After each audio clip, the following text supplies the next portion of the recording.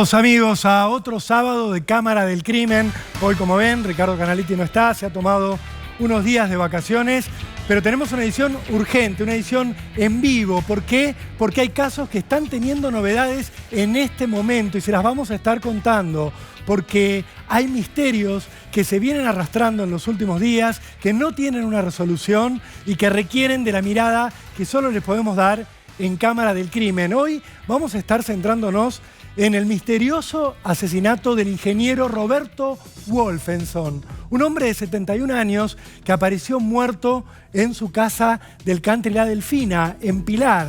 La policía en un primer momento dijo, a través de uno de sus médicos, que había sido una muerte natural, un infarto, pero luego se descubrió que se trataba de un asesinato. ¿Cuál fue el móvil? ¿Quién lo mató? ¿Había alguien interesado en su dinero? ¿El asesino está en el círculo íntimo? Vamos a estar hablando de todo eso con el abogado que representa a los hijos de la víctima. También nos vamos a ir a Uruguay, porque allí hay un caso que en Cámara del Crimen ya hemos tratado en profundidad, pero que tiene novedades. Estamos hablando del asesinato del empresario del cannabis Gonzalo Aguiar, quien supo ser el dueño de La Maison, la mansión, si se quiere, más ostentosa de toda Punta del Este. Un hombre de 46 años que murió baleado por su pareja, por Romina Camejo, la madre de su hija de 7 meses. La joven hoy está con una prisión domiciliaria ampliada, está en Montevideo, no puede salir de ahí.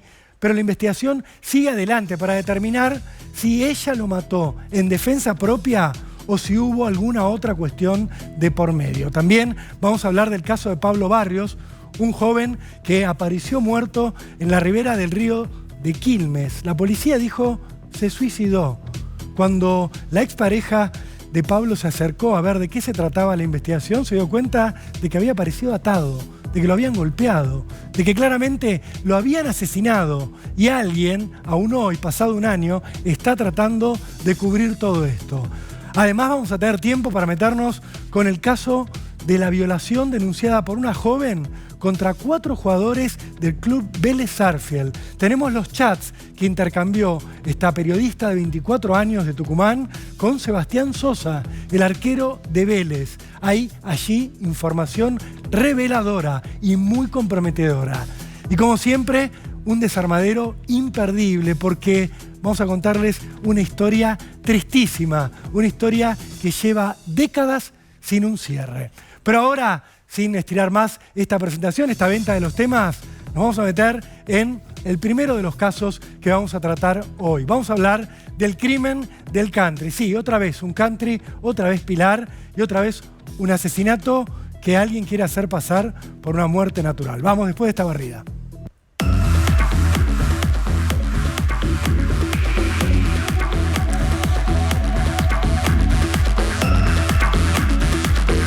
Ahí lo estaban viendo a Roberto Wolfenson, ingeniero electrónico de 71 años, padre de 2 hijos grandes y en pareja con una mujer desde hacía 18 años. A Roberto Wolfenson lo van a encontrar muerto en la tarde del viernes 23 de febrero, adentro de su propia casa. Eran las 5 de la tarde, era la hora en la cual tenía que ir a su vivienda su profesor de piano. Esto quizás a algunos les recuerde al caso María Marta García Belsunce, porque otra vez es Pilar, en ese caso era el country Carmel, ahí están viendo, el escenario ahora es el country La Delfina. En aquel episodio, en el crimen de María Marta, quien había llegado para dejar al descubierto que María Marta estaba muerta, era también una empleada, la masajista Beatriz Michelini, que llegaba para hacerle unos masajes a la víctima y que iba a descubrir su cuerpo en la bañera. Pero aquí en La Delfina, el que llega es un profesor de piano que pide permiso en la guardia, autorización para ingresar. Desde la guardia llaman a la casa de Roberto Wolfenson, que estaba solo en ese momento porque su pareja se había quedado a pasar la noche en la casa de una de sus hijas, aquí en la capital, en Villa Devoto, y no obtienen respuesta, con lo cual empiezan a llamar una y otra vez. Finalmente llaman a la pareja de Wolfenson. Le dicen, mire, está acá el profesor de piano de su pareja, ¿lo dejamos entrar? Sí, que pase. dijo la mujer. El profesor de piano va hasta la vivienda, toca la puerta, nadie le responde, se acerca un vecino, le marcan una puerta lateral, van a ingresar por esa puerta lateral que no tenía llave puesta y van a llegar hasta la habitación de huéspedes. En esa habitación se van a encontrar con el cadáver del ingeniero Roberto Wolfensohn. Estaba vestido muy atildado, como siempre, con una chomba naranja, con un pantalón azul, sus crocs estaban sobre su cuerpo y él estaba tirado en el piso, abajo de un radiador de la habitación de servicio. No había nada revuelto, no había ninguna puerta violentada, ninguna ventana rota. No parecía faltar nada. Roberto tenía sangre en la cara. Llamaron a una ambulancia. Ya nos vamos a meter con los detalles porque estamos aquí en vivo con el abogado de los hijos de Roberto Wolfensohn. Lo cierto es que llaman a una ambulancia, llega un médico, llaman a la policía, llega un médico forense, un médico que se llama Marcelo Rodríguez, y estos dos profesionales de la salud dicen, esto fue una muerte natural. Roberto sufrió un infarto. Había señales de otra cosa, pero ellos dijeron que se trataba de un infarto. A la policía la sorprendieron algunas cuestiones. Por ejemplo, que no estaba en la escena del crimen el celular de Roberto. Si él había muerto de un infarto, ¿por qué no estaba su teléfono? Lo cierto fue que el fiscal que toma el caso en un primer momento igual ordena una autopsia, aún con un certificado de función firmado por el médico de la policía, Marcelo Rodríguez, que decía, esto fue una muerte natural. Este hombre murió por un paro cardiorrespiratorio. Este hombre tenía antecedentes cardíacos. Certificado de función con datos falsos, igual que en el caso María Marta García Belsunce. El fiscal, que participó del juicio por el crimen de María Marta, pide la autopsia. Y la autopsia lo que va a revelar es que a Roberto Wolfensohn lo había atacado por la espalda, por sorpresa, una persona corpulenta, una persona que seguramente era mucho más fuerte que él, porque por la espalda le había enrollado en el cuello una tanza, un hilo de acero. Ya hablaremos con abogado de la familia para ver de qué se trata exactamente, pero algo le arrolló alrededor del cuello para asfixiarlo. Roberto se defendió, puso su mano agarrando ese acero, ese cable de nylon, esa tanza que lo estaba estrangulando, y sus manos quedaron marcadas, tuvieron cortes. Luchó como pudo, lo golpearon, él siguió luchando hasta que murió estrangulado. El asesino dejó el cuerpo allí en el lugar. Ya veremos, y lo hablaremos con el abogado Tomás Farini Dugan, si realmente esa fue la escena primaria del asesinato o si el ataque había sido en otra habitación y luego lo trasladaron a ese cuarto de invitados donde lo iban a encontrar el profesor de piano, el vecino y luego los médicos. Lo cierto es que no faltaba nada de esta escena de asesinato, que hay un médico, al menos uno, que dio datos incorrectos sobre las causas de la muerte de este ingeniero de 71 años. Cuando empezaron a reconstruir cuáles habían sido los últimos movimientos de Wolfensohn, los investigadores se encontraron con que el día anterior, el jueves, Roberto le había dicho a su empleada doméstica que preparara el cuarto de invitados, ese donde él iba a aparecer muerto. ¿Por qué? Porque esperaba alguna visita. ¿Sería la de uno de sus hijos? ¿Sería otra persona? La mujer preparó el cuarto y describió cómo estaba vestido Roberto. Estaba vestido igual que como lo encontraron el viernes. Esto sorprende a los investigadores. Si el jueves estaba vestido de una manera y el viernes estaba vestido igual, ¿cuándo lo asesinaron? Porque los amigos de Roberto dicen, él nunca se vestía dos veces de la misma manera. ¿Lo atacaron el jueves y en realidad el viernes ya estaba muerto? Eso no se condice con la hora de muerte que da la autopsia, que habla de la tarde del viernes. Eso no se condice con las conexiones que aparecen en el WhatsApp del teléfono celular de Roberto, del teléfono que no aparece, porque era a las 2 de la tarde, aparecía conectado de aquel viernes, como si ya estaba muerto, o el celular ya estaba en manos del asesino. Esta es una de las tantas preguntas que tiene la investigación, sumado a que hay vecinos que dicen, Roberto fue visto por esas horas caminando junto a un jardinero del country, un jardinero que después del asesinato no apareció más. Otros testigos hablan de amigas de Roberto del country que lo saludaban todas las mañanas y se preguntan, ¿alguna de ellas sabrá algo de todo esto? Y por último, y antes de dar paso a la nota, ¿qué ocurrió después del asesinato de Roberto con sus computadoras? Sabemos que una hija de su pareja accedió a uno de estos aparatos y registró a través del WhatsApp de la computadora algunos de los diálogos que Roberto había tenido, pero esa computadora después fue bloqueada. Sabemos que hubo movimientos en las cuentas bancarias de Roberto después de su asesinato, movimientos que hicieron personas muy allegadas a él. De todo esto vamos a hablar ahora con el doctor Tomás Farini Dugan, que representa al hijo y a la hija del ingeniero Roberto Wolfensohn. Vengan, acompáñenme, vamos. ¿Cómo le va, doctor? Muchas gracias por estar aquí en Cámara del Crimen. Muchas gracias por invitarme al programa. Lo primero que le quería preguntar es la duda inicial que tiene toda esta investigación y que tiene que ver con la actuación de los médicos que intervinieron en un primer momento en la escena de lo que ahora sabemos era un crimen. ¿Cuántos médicos hubo en el lugar? ¿Quién los llamó? ¿Y qué fue lo que dijeron? Efectivamente, esto es francamente muy llamativo. Primero es el médico de la que es el primero que llega a la escena, que informa que se trataba de un paro cardiorrespiratorio y da una cantidad de antecedentes médicos de Wolfensohn que debemos suponer que se lo habrá dado su expareja, supongo yo. Le habrán preguntado que si tenía antecedentes médicos. Digo yo porque es llamativo que un médico de una ambulancia que llega a una escena donde hay una persona muerta dé una cantidad de antecedentes médicos de una persona que no es su paciente y los expone en este certificado. Lo detengo ahí entonces, sí. Doctor. Cuando llega este médico de ambulancia, la pareja de Roberto Wolfensohn ya estaba en la casa, porque ella no estaba en el momento de la muerte. Ella Claro. va hasta el country y ella recibe al médico de la ambulancia. Ella llega a eso de las 6 de la tarde. Habría que ver exactamente si... Este es un dato que hay que corroborar. Si ella efectivamente le dio estos datos al médico de la ambulancia o el médico de la ambulancia los inventó porque no había otra persona que se los pudiera dar en ese momento. Lo cierto es que el médico de la ambulancia lo que dice es que se trata de un paro cardiorrespiratorio. Poco tiempo después viene la gente de científica, toma datos y bueno, se encuentra con una escena que claramente no habla de un infarto.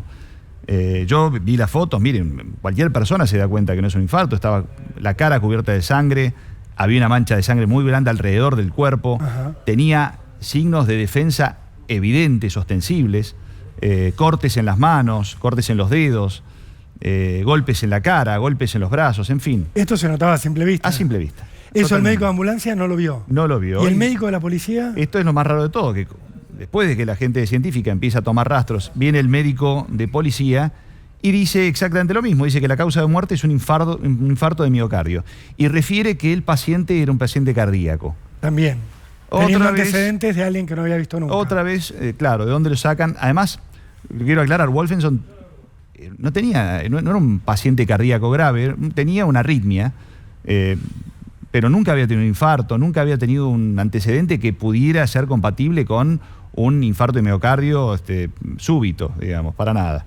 O sea, tiene una arritmia, como tienen tantos argentinos, Por supuesto. medicada, tratada, Totalmente. y que no podía derivar en una Así muerte es. Nada inesperada, hacía súbita. Y lo increíble de esto es que la escena no es compatible de ninguna manera con un infarto. De ninguna manera. De hecho, en la autopsia se determina que no murió de infarto. No hubo un infarto. Y que además estas heridas y señales de defensa eran ostensibles. Que no era... Se veían a simple vista. Se veían a Cualquiera simple de nosotros lo hubiera Totalmente, notado. totalmente. Ahora, dos médicos firman certificados que dicen, no, se murió de un infarto. Exactamente. Y en la casa Exactamente. estaba la mujer de Wolfensohn. Para cuando llega el médico legista, sí estaba la mujer de Wolfensohn. Cuando llega el médico de la ambulancia, esto no lo sé, esto habría que corroborar si realmente ella ya estaba o no estaba. Digamos, todo esto tiene que ser investigado porque la verdad es que es muy llamativo que dos médicos digan que murió de un infarto, que dos médicos refieren antecedentes médicos de la persona que está muerta, sin ser sus médicos, es decir, sin que Wolfensohn haya sido sus pacientes, y esto es absolutamente incompatible con la escena. La escena es la escena de un homicidio, no es la escena de un infarto, y eso se da cuenta cualquier persona que lo vea. Cualquier persona que vea, que tenga acceso a las fotos del momento del hecho, se da cuenta que eso es imposible. Es absolutamente imposible. ¿Pueden haberle pagado a estos médicos para que escribieran esto?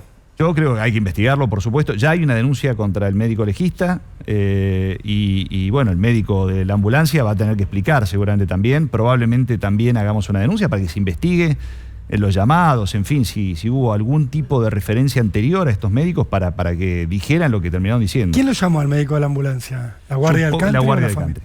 Tengo entendido de la Guardia del Country. Me resulta imposible no recordar el caso María Marta García Belsunce, donde hubo también 2 médicos en la escena del crimen. Uno dijo muerte natural, ahogada, en realidad muerte violenta, pero no un homicidio, y el otro sí habló de asesinato. Si avanzamos un poco más, doctor, ¿qué descubrieron sobre lo que pasó en las horas posteriores al asesinato de Roberto Wolfensohn? Esto es importante. ¿Qué ocurrió en la casa? Bien. Lo primero es, no hay... la casa está perfectamente ordenada, el cuarto donde aparece el cuerpo está perfectamente ordenado. Hay un dato que es importante, que es estas 2 afirmaciones de los médicos. Si bien no lograron que no se descubra que se trataba de un homicidio, sí lo que hicieron fue entorpecer la investigación, porque lograron que la escena fuera, digamos, claramente dañada, porque una vez que se llevan el cuerpo, se limpia el lugar.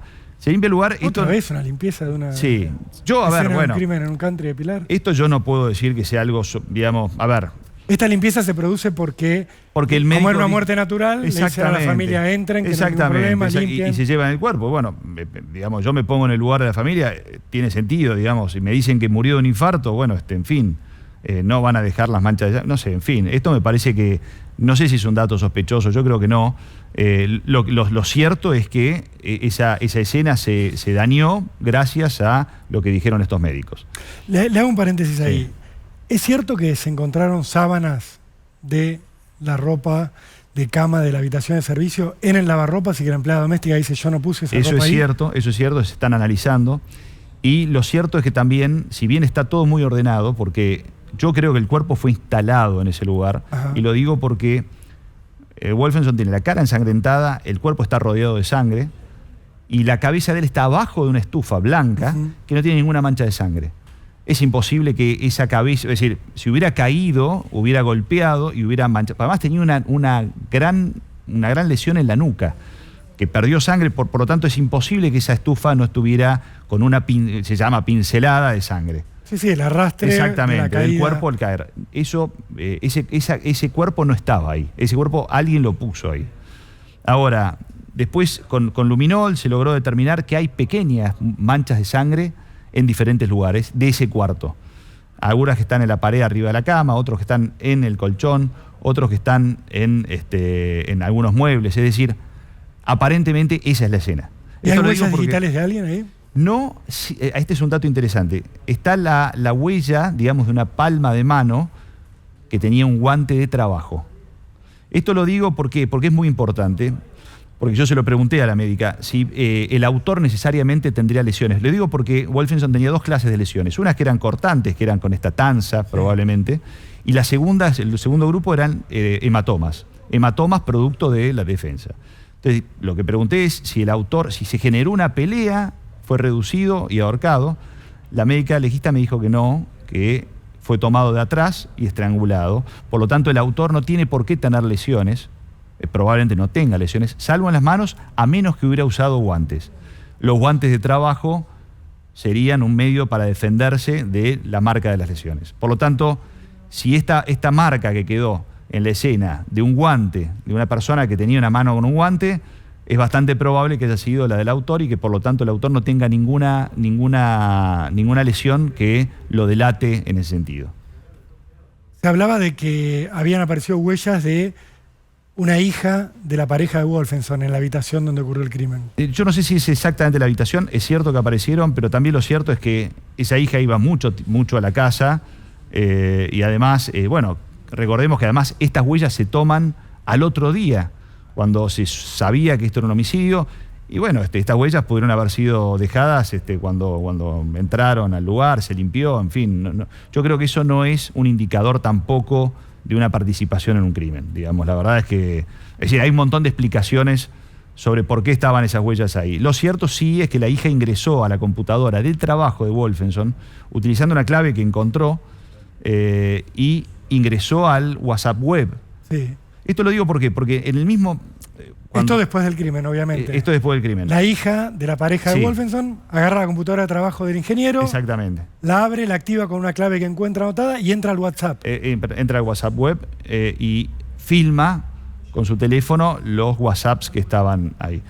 ¿Por qué digo esto? Porque los hijos de Wolfenson detectan, cuando se sabe que esto había sido un homicidio, 2 ingresos, y les llama la atención, en el WhatsApp. Primero, llamaron todos por teléfono porque no aparecía el teléfono, entonces empiezan a llamar. Por supuesto, el teléfono no sonaba porque no estaba en el lugar. Pero ellos detectan que hay 2 ingresos al WhatsApp. Uno es muy poco tiempo después de que ellos se retiran de la casa, cuando ya se habían llevado el cuerpo y se suponía que esto era una muerte natural. Esto llamó la atención. Esto fue el sábado a la madrugada, 2 de la mañana, 3 de la mañana. Y al otro día, el domingo, a eso de las 4 de la tarde, hay otro ingreso en el WhatsApp. Esto lo digo porque lo denunciamos inmediatamente pensando que se refería al autor del hecho. Que tenía el celular de Roberto. Exactamente. Empiezan las investigaciones y 3 días después, cuando el fiscal va a buscar las computadoras y se toma testimonial a la pareja y a la hija cuenta que ella ingresó, es decir, que ese ingreso, que es del domingo a las 4 de la tarde, lo hizo ella a través... ¿Y con qué fin? Bueno, no lo sé, eso tendrá que aclararlo ella, yo no lo sé, tampoco creo que es decir, en la declaración testimonial tampoco se le preguntó concretamente cuál fue el fin. Supongo que es resguardar la prueba, me imagino yo, porque filmó. Ahora, lo cierto también es que una cosa que hay que ver es si se eliminaron mensajes del WhatsApp. Esto creo que es un dato que es muy importante determinar, si hubo eliminaciones de mensajes de WhatsApp. ¿Se puede entrar a esa computadora ahora? No, está bloqueada. O sea, después de que entró la hija, se bloqueó. Sí, eso es lo que ella declaró y se constató porque cuando se intentó hacer una pericia para bajar toda la información, no se pudo ingresar. Tengo entendido que quien bloqueó esa computadora es la empresa de trabajo de Wolfenson, así que bueno, se va a desbloquear y se va a peritar cuál es la información que está. Ustedes pidieron que se investiguen los movimientos patrimoniales, bancarios. Esto quiero hacer una aclaración que es muy importante.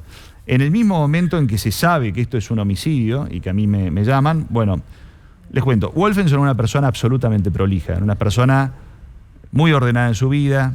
No tenía, por lo menos los hijos me dicen, mira, salvo que tuviera una vida oculta, no tenía amantes, no tenía relaciones paralelas, no tenía problemas con nadie, porque no tenía deudas, no tenía deudores, no había gente con la que se peleara, no era una persona conflictiva, bueno, en fin.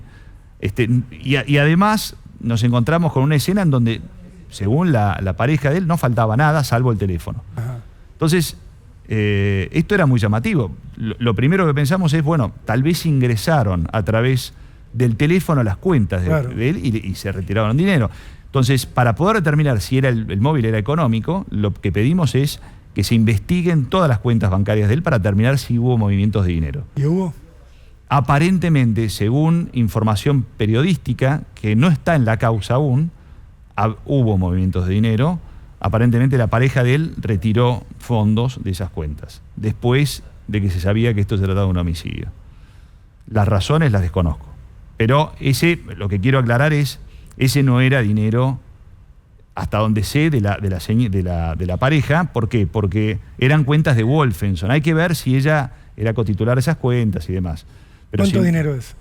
No, esos son datos que todavía no están en la investigación, que nosotros hemos pedido que se investiguen y lo vamos a determinar.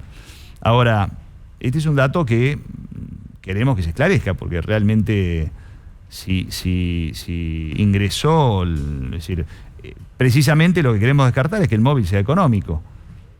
Y esto lo quiero aclarar porque desde el día 1 los hijos de Wolfenson me dijeron, bueno, miren, investiguemos esto porque no hay otro móvil a la vista. Más que alguien se haya querido quedar con cosas. Claro, si ingresó alguien para robar, por ejemplo, pero no robó nada, bueno, tal vez le exigió que le demostrara cuál era el patrón para ingresar al teléfono y sacó la plata de las cuentas. Esto es lo único que se nos ocurría. Por esa razón, el día, cuando se supo que se trataba de un homicidio, los hijos buscaron toda la información que pudieron obtener, se juntaron con una persona que era amiga de Wolfenson, que no era el contador personal de él, porque él era el que se ocupaba de sus cosas, pero era una persona a quien le pedía consejo, le pidieron recopilación de todas las cuentas, de todos los lugares donde pudiera, o inversiones. En la casa el sábado también buscaron todas las tarjetas y todo eso se llevó a la Fiscalía y se presentó a la Fiscalía para que se investigue si no se trataba de un móvil económico que estuviera vinculado a sus cuentas.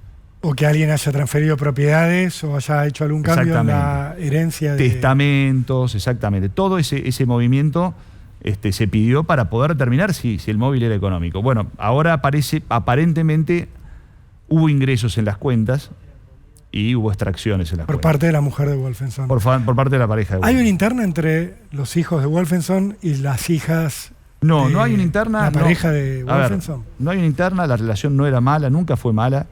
No era una familia ensamblada, digamos.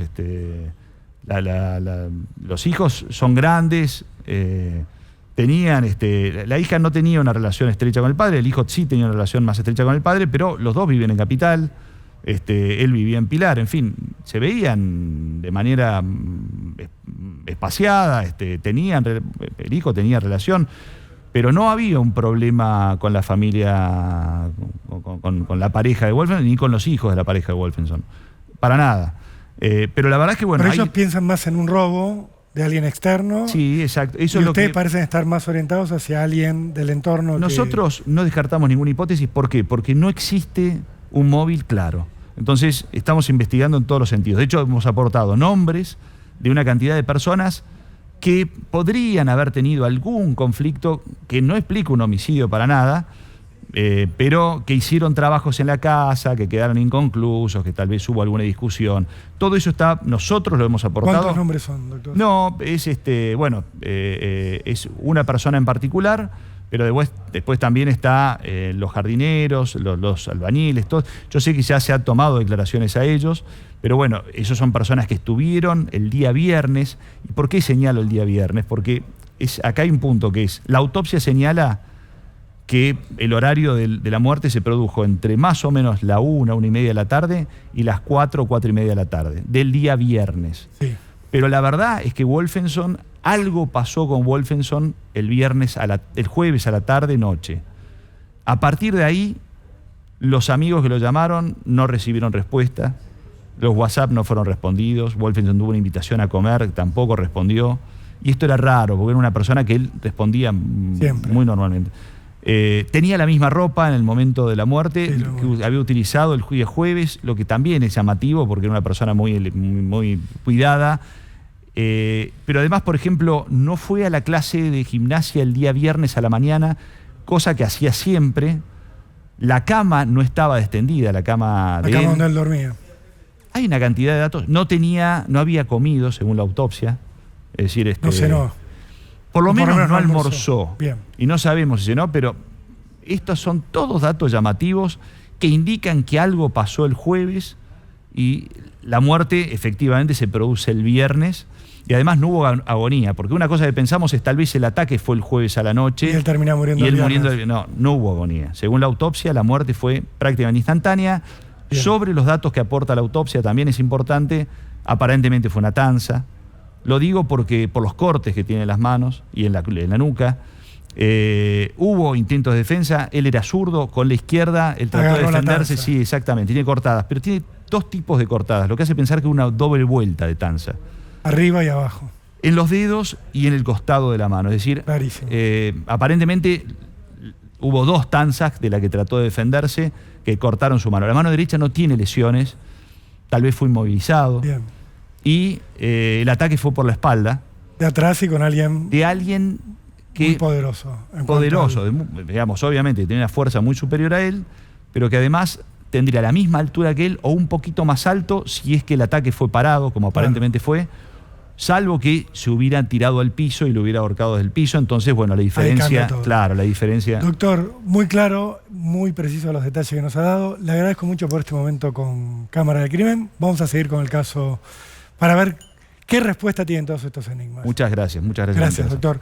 No nos vamos a cambiar de tema ahora porque, como les decíamos al principio del programa, vamos a ocuparnos del crimen del country, ya hemos hablado de él, y ahora vamos a hablar del asesinato de la mansión de Punta del Este. Vamos a estar en vivo desde Uruguay con todos los detalles de este crimen que no solo conmociona al Uruguay, sino que tiene mucha repercusión acá en la Argentina. Nos metemos después de esta barrida, vamos.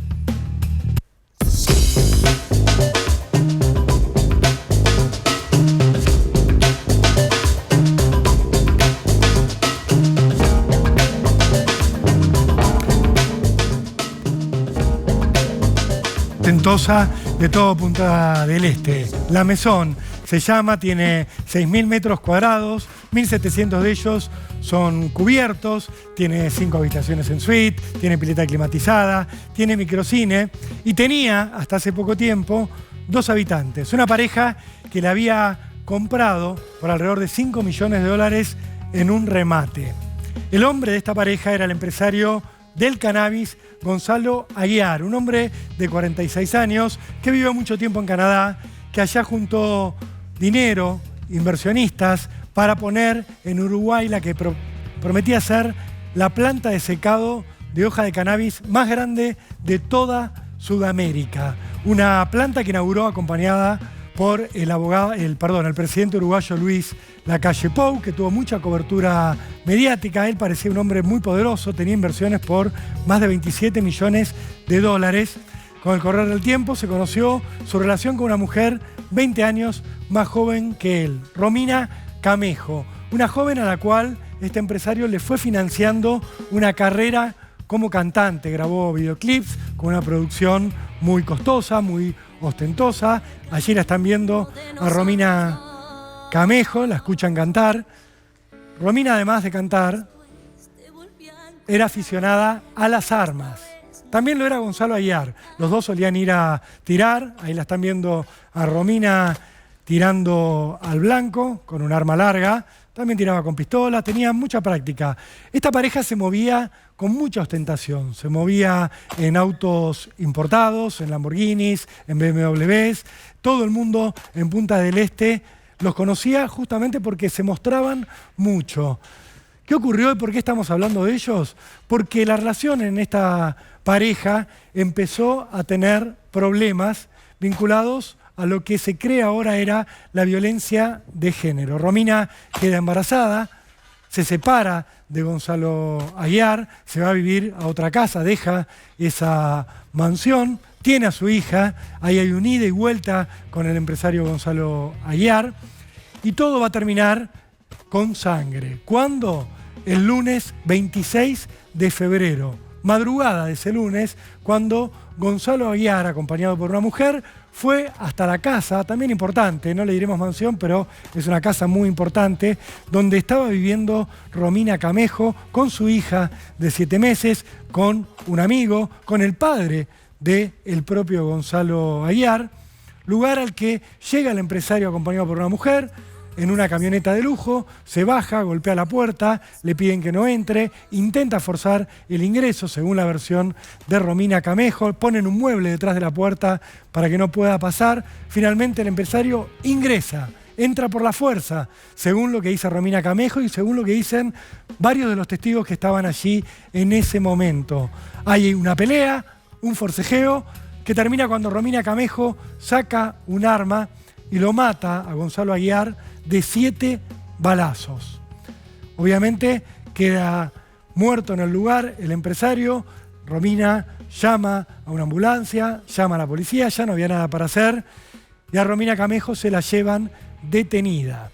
En las horas que siguen a la detención de Romina, se empieza a hablar justamente de una legítima defensa. Esto es lo que sostiene la familia de Romina, la propia Romina Camejo, y lo que sostiene la defensa de Romina Camejo mientras la vemos cantando en uno de sus videoclips. Ella tuvo una audiencia judicial en la cual planteó que solamente se había defendido de una agresión ilegítima, y lo que hizo la Fiscalía fue facilitarle que saliera de la cárcel a cambio de que fijara un domicilio. ¿Dónde? En un lugar alejado de la escena del crimen, en este caso en Montevideo, en la casa de sus padres, a donde Romina se fue a vivir con una serie de requisitos. Uno de ellos es no poder salir del departamento de Montevideo. Ella no puede alejarse de eso que nosotros llamaríamos una provincia, lo tiene prohibido, le han sacado el pasaporte para que no pueda irse al exterior y también lo que han hecho es prohibirle que se comunique con los testigos de esta investigación, que está en pleno curso.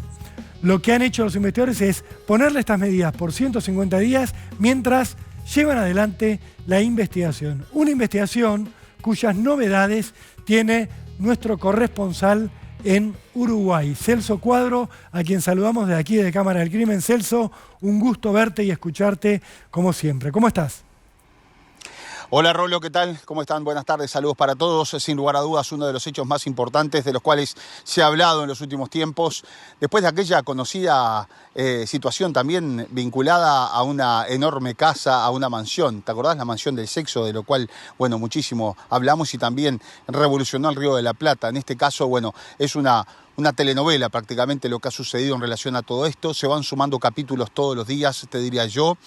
Ahora, bueno, se sabe, como tú bien lo mencionabas, que Romina está en Montevideo, allí a la espera de lo que va a ser esta investigación que recién comienza, ¿verdad? Esto para tratar de establecer fehacientemente qué fue lo que sucedió y de qué manera se le dio muerte a este empresario. Hay una primera ya versión, como tú lo decías, que es ella y un tal Pedro, que estaba allí junto a su hijo de 14 años. Parece que Pedro era un amigo muy cercano y hasta incluso había tenido algunos inconvenientes en los últimos tiempos con el propio empresario, algo que también está en la órbita de la investigación. Pero te quiero aclarar algo. Aquí la investigación principal que lleva adelante el fiscal Sebastián Robles es la del homicidio. Después hay varias investigaciones más que tienen que ver con todo el entorno, que es increíble y que surgen novedades permanentemente, ¿no? Y que las están analizando fiscales en Montevideo. Pero también está aquella investigación que tiene que ver con los bienes. ¿Qué pasó con el Lamborghini? ¿A dónde va a ir a parar?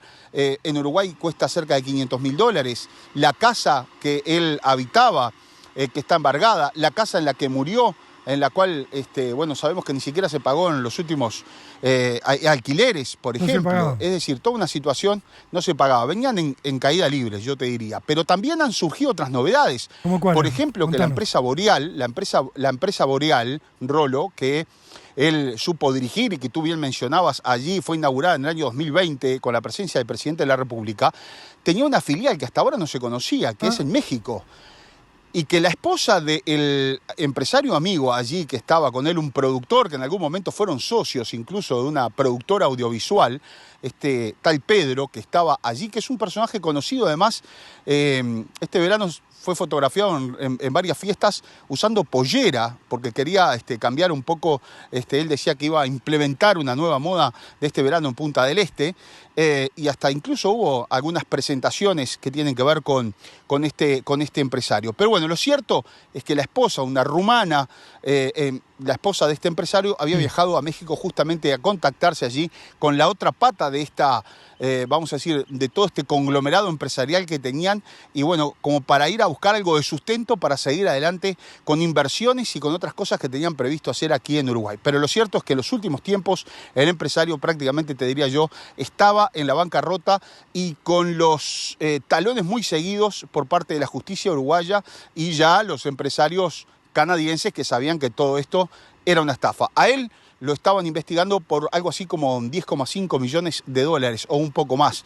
Pero después estaba toda la otra parte de la inversión. Estamos hablando de una estafa que supera los $27 millones, ¿verdad? Plata que le dieron a él para que invirtiera en esta empresa de cannabis y que no absolutamente aparece ahora, ¿verdad? Y recordemos y que recordemos que, claro, todo fue muy a favor del empresario porque estábamos en época de pandemia, entonces los movimientos estaban restringidos a nivel de todo el mundo. Él tuvo 2 años allí para poder utilizar este dinero, derrochar este dinero en diferentes lugares y después, claro, empiezan los problemas ¿cuándo? En el año 2022, cuando todo empieza a volver a la normalidad y cuando los canadienses dicen nos vamos a Uruguay a intervenir esta empresa.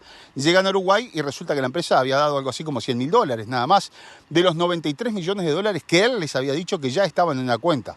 Y después hay cuestiones realmente increíbles como el abogado que trabajaba para él. Hay mucha gente involucrada que se hace pasar por gerente del Banco República, que tiene una entrevista con los empresarios canadienses. Es decir, ahí hay una lista interminable de situaciones irregulares que está también, bueno, en manos de la justicia. Pero reitero, 2 líneas claras. El homicidio, para tratar de establecer en definitiva si fue fehacientemente esta mujer la que estaba allí, fue ella la que disparó. Ella dice que sí, que fue ella la que hizo los 7 disparos. Y algunas cuestiones que no quedan muy claras de por qué lo estaban esperando prácticamente al empresario allí esa noche. ¿Y sabes otra cosa, Rolo? Lo que se dio a conocer en las últimas horas.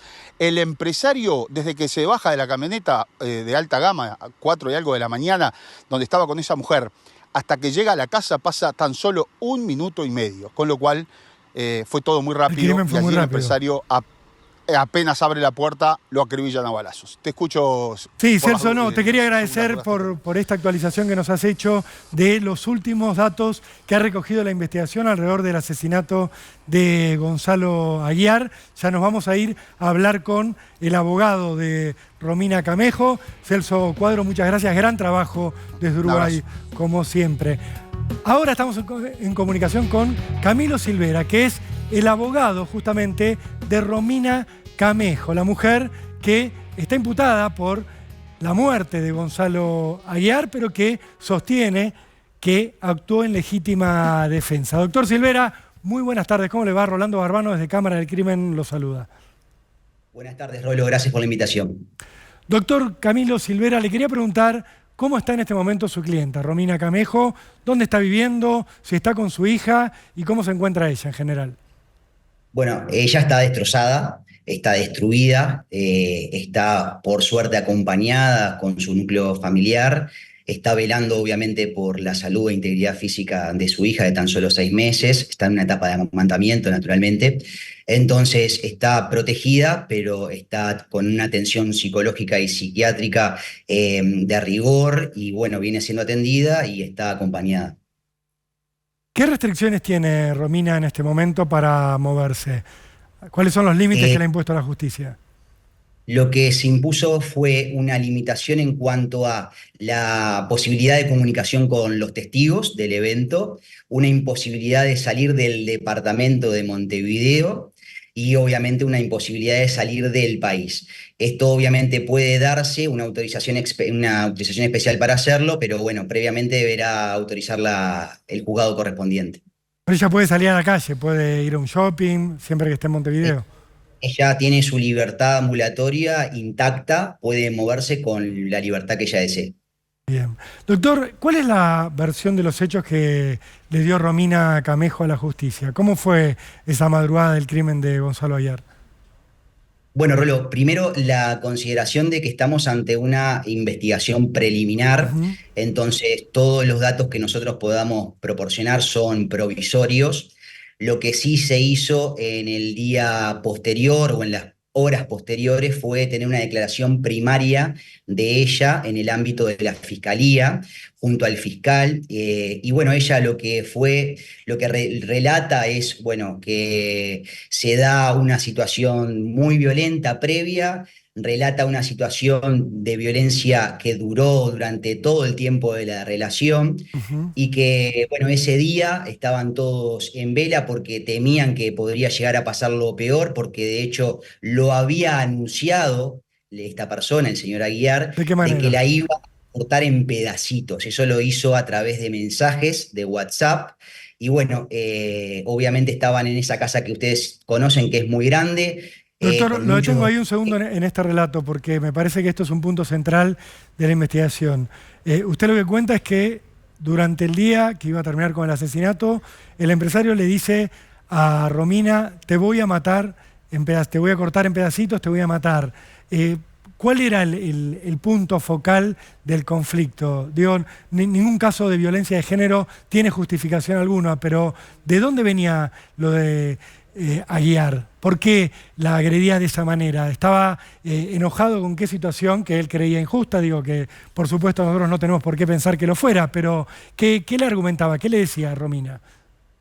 Bueno, primero, el señor Aguiar es consumidor, bueno, era consumidor de cocaína Ujú. y de otras sustancias, lo que tenía obviamente es un consumo problemático, lo que agravaba aún más toda la situación y todo el entorno violento en el que se movían.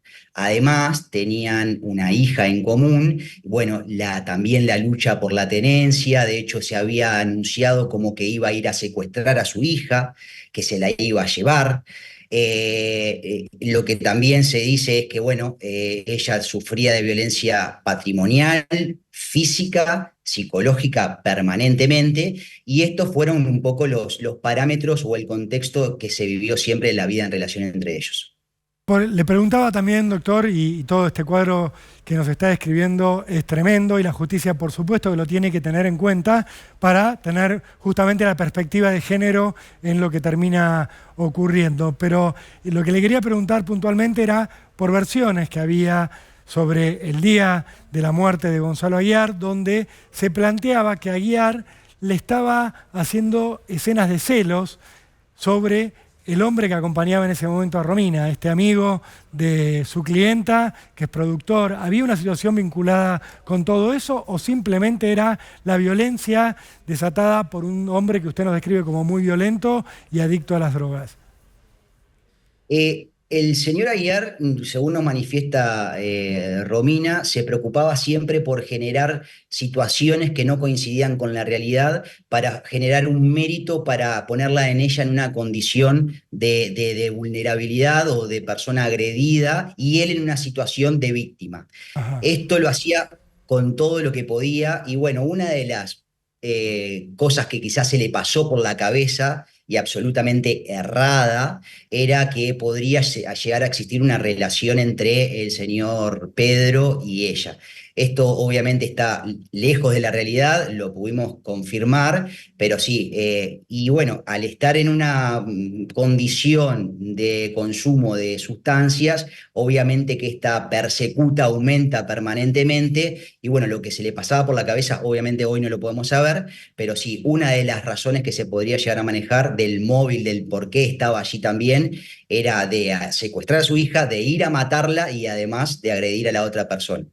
Doctor, me pongo un poco en abogado del diablo, o si se quiere, si yo fuera el abogado querellante por parte de Gonzalo Aguiar, le plantearía a la justicia, bueno, está bien, quizás Romina quiso defenderse, pero 7 balazos para defenderse, ¿por qué tanto? ¿Por qué no un tiro para sacárselo encima? ¿Qué nos puede contar sobre lo que fue esa situación absolutamente violenta en la que Romina está dentro de su casa con su hija, con su amigo, con el hijo de su amigo y se encuentra con este hombre que, por lo que usted nos describe, estaba desaforado? ¿Qué respondería usted a este planteo de, está bien, legítima defensa, pero 7 tiros para defenderse? Rolo, primero una consideración técnica, porque es diferente el proceso penal uruguayo al proceso penal argentino, Ujú. es que nosotros no tenemos la figura de la querella.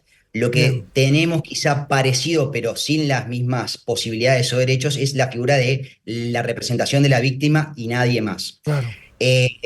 Dicho esto, la consideración en cuanto a si es mucho o poco 7 disparos, creo que ni usted ni yo, que ahora estamos con aire acondicionado, podemos Seguro. concluir si es mucho o poco.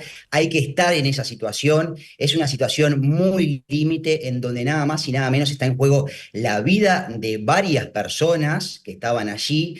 Recordemos que esta persona siempre andaba acompañada con escoltas, con personas que tenían armas de grueso calibre, Ujú. personas que eran su seguridad y que iban siempre a todos lados con ellos y con él cuando él estaba solo. Por ende, primera cuestión que no se sabía es si había más personas atrás de él o que habían ido con él. Eso lo desconocía. O sea, Nuestra Romina podía temer defendible, esa situación, que detrás de él entrara un por hombre armado, supuesto. por ejemplo. Exacto, pero además el señor siempre estaba armado, era algo inédito que él no estuviera armado, o sea, siempre estaba armado. De hecho, en la situación que ella describe es que él amagó a sacar de su cintura un arma de fuego. Si es mucho, si es poco, eso no lo sabemos. El estado de shock es tremendo frente a una situación así. Recordemos que nada más y nada menos era la persona con la cual ella se habría casado, había deseado tener una vida en relación y en paz y feliz, y era el padre de sus hijos. Imagínense tener que enfrentar esa situación en donde tenía en riesgo su vida, la de su familia, y el juego era o la vida de ella o la vida de él. Está claro, doctor. Se lo preguntaba para conocer más detalles de la situación violenta en la cual ocurre la muerte de Gonzalo Aguiar. Por eso le decía, uno no sabe obviamente si son muchos o pocos 7 tiros, pero uno tiene que ponerse también en el lugar de lo que mira un investigador, lo que puede mirar una representación legal de quien termina perdiendo la vida y los planteos que se pueden abrir en esta causa penal que todavía está en trámite. Por eso uno se pregunta todos los detalles de lo que pudo haber ocurrido esa madrugada adentro de esa casa. Le quería preguntar también sobre el momento de la muerte de Gonzalo Aguiar, si el padre de Gonzalo Aguiar estaba efectivamente adentro de la vivienda donde ocurre la muerte, si él lo vio, si él habló, si él declaró y qué fue lo que dijo. Él declara en fiscalía, lo que dice es que se despertó con el sonido de los disparos, o sea, no presenció los hechos, él estaba en su dormitorio, era la única persona que había quedado en su dormitorio, y cuando, bueno, ve y constata la escena de los hechos, otra de las personas que estaba allí, precisamente Pedro, lo quiere obviamente consolar por la situación y le va a dar un abrazo. Y lo que él declara en ese momento que nos llamó mucho la atención es, le dijo a Pedro, tranquilo mijo, que yo estoy bien, usted quédese ahí, que yo lo veo que está mal. El que mal anda, mal acaba. Lo dijo en textuales palabras y cuando pasó junto al cuerpo de su mismísimo hijo, ¿no? El O sea, padre de Gonzalo Aguiar pasa junto al cadáver de su hijo y dice, el que mal anda, mal acaba. Exactamente, Rolo.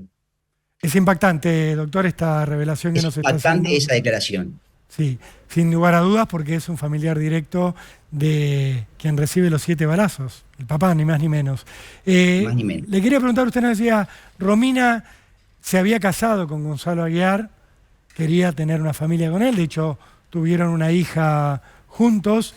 Surgieron indicios, versiones desde el entorno de Romina, y por eso quería que usted nos aclare este punto, que decían que el casamiento en realidad fue una puesta en escena, que se mostraron libretas de casamiento, pero que el casamiento nunca se formalizó, que Gonzalo Aguiar no podía casarse porque tenía otra esposa. ¿Qué nos puede contar? Porque las imágenes de la boda se vieron, hay fotos, fue una boda fastuosa, se gastaron $150.000, por lo menos, hubo invitados muy famosos del ámbito político, incluso uruguayo. ¿Fue real esa boda? Y en tal caso, si era falsa, ¿Romina lo sabía? Bueno, lo que pudimos constatar es que eso fue una más de todas las estafas o mise en scène que le hicieron creer a Romina y a su familia, lo cual caratulamos de muy, muy grave. No desconocemos cómo se dio, ni cuál fue la repercusión, ni quiénes estuvieron allí, porque no es algo que hace a la defensa estrictamente técnica que nosotros estamos llevando, que es en la defensa penal. Pero sí, a los trascendidos de forma pública nosotros pudimos confirmar y obtener información en donde efectivamente ella, después de muchísimo tiempo, pudo darse cuenta que eso era falso. Y bueno, obviamente que eso le afectó mucho psicológicamente a ella y su familia. O sea, pero es Gonzalo Aguiar la engañó a Romina, le dijo, nos vamos a casar, va a ir el juez de paz, y fue toda una farsa. ¿No hubo juez de paz? No hubo nada. O sea, lo que hubo fue toda una farsa. ¿Y quién los casó? ¿Que era un actor? No, bueno, eso desconocemos. Los detalles, por eso le decía, Rolo, desconocemos. Lo que sí, ella nos informó que no tenía conocimiento de que estaba siendo sujeta a una estafa y que estaba participando de una falsa boda. Ella siempre creyó que estaba en algo de verdad. O sea que fue víctima de una estafa de el hombre al que amaba, digamos, de quien iba a ser el padre de su hija. Esto realmente es impactante porque parece más trama de una novela que de la vida real, doctor, y me imagino que usted también lo debe sorprender y la propia Romina no debe poder creer haber atravesado una situación así, donde hemos visto la foto donde muestran la libreta de casamiento, por eso impacta tanto lo que usted nos está contando. Le quería preguntar por cómo se va modificando la relación de este casamiento, del momento de esta boda, donde se los ve felices, donde Romina se la ve muy contenta, hasta el momento en el cual ella queda embarazada y donde empieza a cursar los primeros meses de la gestación de su beba. ¿La relación seguía igual cuando ella queda embarazada? ¿Se mantuvo en los mismos términos o fue variando? No, cuando ella queda embarazada, a los pocos meses ya se da una ruptura en la relación, comienzan a vivir separados. Él quería obviamente volver con ella, tener relación, le mandaba mensajes a la familia de ella, estaba insistentemente todo el tiempo arriba, enviaba a terceras personas, recibía amenazas, se creaban situaciones que no coincidían con la realidad para él quedar como un héroe frente a algunas cuestiones que también se hicieron públicamente saber a través de su familiar, la tía más precisamente. Y bueno, él siempre estaba persiguiéndola. En ese periodo, ella está, bueno, tiene que ir a asistirse a su asistencia médica porque había tenido algún problema en el embarazo y de hecho ahí también se da una situación que es muy grave y de violencia en el ámbito del nosocomio, en donde estaba ella internada, la cual también vamos a constatar en la historia clínica y vamos a aportar a la fiscalía. Pero bueno, sí, obviamente en el periodo del embarazo también fue una relación muy, muy, muy, muy violenta. En paralelo a todo esto, a que Gonzalo Aguiar hace la falsa boda con Romina Camejo, luego ella queda embarazada, él empieza a protagonizar situaciones de violencia contra ella. Gonzalo Aguiar tenía otra esposa en Canadá y tenía hijos en Canadá y Romina lo sabía o no lo sabía.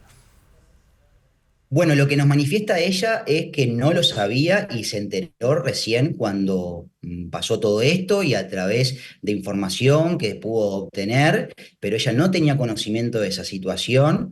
Obviamente tampoco es un dato relevante en lo que es nuestra defensa, por tanto no indagamos mucho en esa situación. Pero había otra familia, digamos. Gonzalo Aguiar tenía otra familia. Por los trascendidos de prensa, parecería que sí. Bien. Para el momento del crimen, ¿estaban juntos Romina y Gonzalo? ¿Había alguna situación de convivencia o de intento por volver o la separación era ya definitiva, digamos?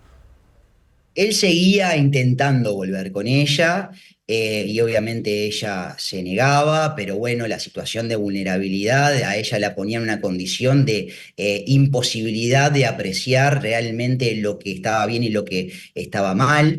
Obviamente que tener una hija en común de 6 meses es complicado Por y supuesto. también eso influía, pero no, ya en este último tiempo ya no estaba.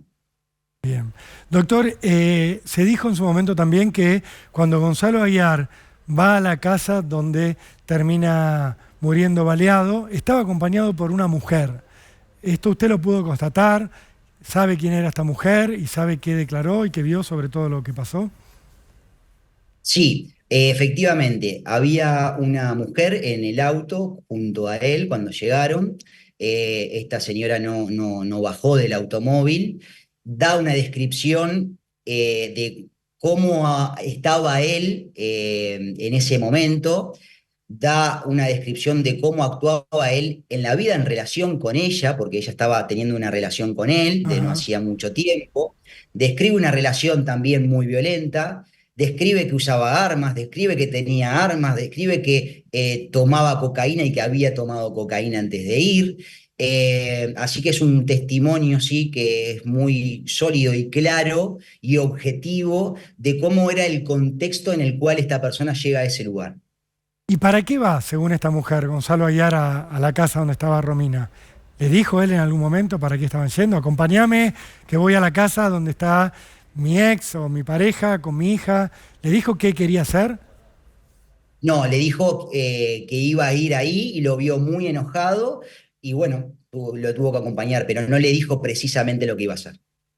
Claro, digo, porque uno se imagina el diálogo previo, más si tenían una relación amorosa, donde Gonzalo Ayar algo le tuvo que haber dicho. Vamos porque esta mujer tal cosa, uno imagina insultos, uno imagina situaciones de violencia anunciada, por lo que usted nos cuenta ya de lo que iba recibiendo Romina a través de su teléfono. ¿Dónde estaba viviendo Gonzalo Ayar en ese momento, al momento del crimen? Por lo que sabemos de información, estaba viviendo en Maldonado, en una localidad que se llama Piriápolis, pero eso es una información preliminar, la cual no podemos confirmar hoy. Y es cierto que estaba en una suerte de decadencia económica, de una pendiente en cuanto a lo que había sido en algún momento una vida de lujo y de total ostentación a la actualidad. Lo que pudimos obtener como información por los medios, además de forma directa por nuestra defendida, él estaba en una situación económica de insolvencia e iliquidez y además con medidas cautelares a raíz de las acciones judiciales que se vienen llevando adelante por quienes eran sus socios. Y bueno, ellos hicieron acciones tanto civiles como penales. Por esas razones que no tenía dinero. De hecho, también tomamos conocimiento de que se habría apropiado de dineros de nuestra defendida. Eso Ah, también lo dejamos constancia y es una clara evidencia de la violencia patrimonial y es una clara evidencia también para tirar abajo algunos comentarios que se han escuchado en relación a esta situación de que lo mató por el dinero y demás. Lo que va de suyo que la situación patrimonial de él era lamentable. Él estaba en permanente alerta justamente porque quería buscar dinero y trataba de ir presionando gente. Y bueno, la situación esa, lo que le hizo a él generar mucho nerviosismo, más consumo, más agresividad y bueno, terminó en lo que terminó. doctor Silvera, quiero ver si nos puede contar un poco más en detalle esta cuestión de la apropiación de Gonzalo Ayar de fondos, de dinero de su clienta. ¿Cuánta plata le sacó y cómo se la sacó? Se lo planteo por lo siguiente. Hasta acá había una historia que se venía contando, hasta estas revelaciones que usted nos está haciendo, que decía que de alguna manera Gonzalo Ayar la mantenía a Romina, le financiaba la carrera artística, su carrera como cantante, pero usted ahora nos está diciendo, momentito, Gonzalo Ayar le sacó plata a Romina en el último tiempo. ¿De cuánta plata estamos hablando? ¿Cómo se la sacó? ¿De dónde la retiró? Bueno, Romina tenía sus ahorros, Ujú. por sus ingresos, además tenía ayuda económica de sus papás, y bueno, sí, sus pocos ahorros que tenían no eran muchos, se los utilizó esta persona, también mediante estratagemas logró obtener los datos para utilizar una cuenta de ella y se apropió rápidamente de esas sumas que ella tenía. O sea, le robó plata directamente. Sí. Una, una canallada, digamos, lo que usted está describiendo, doctor. O sea, obviamente no podemos contrastarlo con Gonzalo Ayer, pero usted nos está diciendo, le robó plata a sus socios. Está investigado por eso, se habla de millones de dólares. La engañó a Romina con una boda falsa. La dejó cuando estaba embarazada, la maltrató cuando estaba embarazada, amenazó con matarle, con quitarle a la hija, le robó dinero y finalmente fue a meterse a su casa con total violencia en una situación cuyo final realmente no podemos adivinar cómo hubiera sido si Romina no hubiera tenido conocimiento de uso de armas y no hubiera estado armada. Por eso le quería preguntar justamente sobre esta situación. ¿Cómo era la relación de Romina con las armas? ¿Desde cuándo tenía vínculo con el tiro, con las pistolas? La hemos visto tirando incluso con armas largas. Yo no me he detenido a mirar mucho el video, pero parece ser un rifle de asalto el que usa Romina para disparar. ¿Cómo era esa relación que tenía Romina con el armamento? Bien, es un dato que nosotros indagamos porque era una información que consideramos relevante para dar su explicación en donde correspondía y ahora, Rolo, aprovecho a a informarle. Lo que nos dice es que ella empezó a capacitarse en eso a instancias del señor Aguiar, ya que él era una persona pública, él era una persona que lo podrían llegar bueno, a matar o a lesionar o a sufrir algún tipo de secuestro, y como ella era la señora de él, debía también estar capacitada para esa situación. Esto, bueno, fue practicado como deporte también y, bueno, se capacitó en ese sentido. El señor Aguiar, además, era titular de un importante arsenal de armas de grueso calibre, armas de guerra, diría yo, y bueno, las utilizaban a veces cuando iban a realizar las prácticas en el polígono de tiro. O sea Esa que, era la relación, ese es claro, el inicio de la relación con las armas. Romina entra al mundo de las armas por Gonzalo Aguiar. No era una pasión que ella tuviera por motu propio, sino que él la lleva hacia ese lugar. Es bastante impactante porque nos está describiendo una forma de vida con cierto desenfreno, con cierta tendencia al exceso por parte de Gonzalo Aguiar, que la va llevando a Romina hacia esa situación. Usted me decía que Gonzalo Aguiar tenía un arsenal, que tenía armas de guerra. Le quería preguntar sobre un episodio que ha salido a la luz también a partir de la muerte del empresario y que tiene que ver con un robo, con una intrusión que tuvo en una de sus viviendas Gonzalo Aguiar cuando estaba con Romina, donde le roban armas. ¿Cómo y cuándo ocurrió eso y dónde? ¿Fue en la Amazon? Sí, bueno, lo que tomamos conocimiento es la existencia de una denuncia por un supuesto copamiento en la Maison, que eran donde él se estaba alojando, y que en ese lugar tenía guardadas sus armas. Ujú. En ese entonces la situación económica patrimonial de él era ya decadente, y ellos en ese momento no estaban en ese lugar, justamente habían ido a un lugar de vacaciones junto a Romina. En ese lugar quedaron guardias de seguridad y demás, como siempre él tenía, y bueno, se da un hecho que está siendo investigado por la Fiscalía, por lo que tenemos de información, en relación a si efectivamente existió un delito de copamiento o si aquí existió una simulación o un autorrobo para generar quizá la confusión y estafar a el seguro por el cobro de las armas. Son hipótesis que se están manejando, aún no hay nada definitivo, pero esa es la información que tenemos en cuanto a esa investigación de ese hecho. Impactante también. Doctor Camilo Silvera, le quería preguntar para terminar con esto y agradeciéndole desde ya su tiempo. ¿Qué tiempo se está manejando la justicia?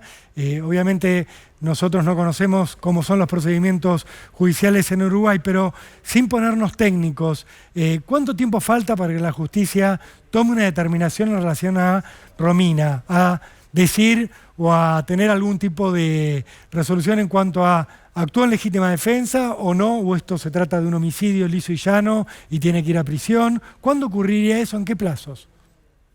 No hay plazos hoy, porque al no estar formalizada, lo que se llama formalizada acá es el inicio de una investigación penal y la comunicación de que está siendo investigada, acá Romina tiene medidas limitativas, es decir, estamos en un paso anterior a esa situación, por ende no hay plazo. Si ella hubiera estado formalizada, tendríamos, un plazo de 1 año o eventualmente prorrogable hasta 2 años. Pero la formalización como acto procesal hoy no existe, por ende no hay un cómputo de el tiempo que puede durar la investigación, por ende podría estar hablando de que puede durar ad infinitum, eso lo podríamos decir hoy. Lo que sí hay un plazo en relación al cumplimiento de las medidas Claro, limitativas que hoy al principio mencionaba. sí. Estos 150 días, pero no hay certeza sobre cuándo le darían una definición a esta causa judicial en cuanto a Romina tiene que ir presa o Romina tiene que ser indagada por homicidio o no. Eso, la justicia tiene sus tiempos y habrá que esperar entonces sin tener el almanaque en la mano. La Fiscalía está trabajando correctamente, a nuestro entender. Nosotros vamos aportando todos los elementos que entendemos que pueden dar luz a toda esta situación, como lo hicimos en esas 48 horas en donde ella estuvo detenida. Así que, bueno, creemos que en breve podríamos llegar a tener una resolución, pero hoy no sabemos cuándo. Muy bien. Doctor Camilo Silvera, muchísimas gracias por este momento con Cámara del Crimen. Volveremos a ponernos en contacto para seguir de cerca este caso del crimen de Punta del Este que conmueve no solo Uruguay, sino también, por supuesto, Argentina. Muchas gracias. Ha sido muy amable usted. Gracias a ustedes.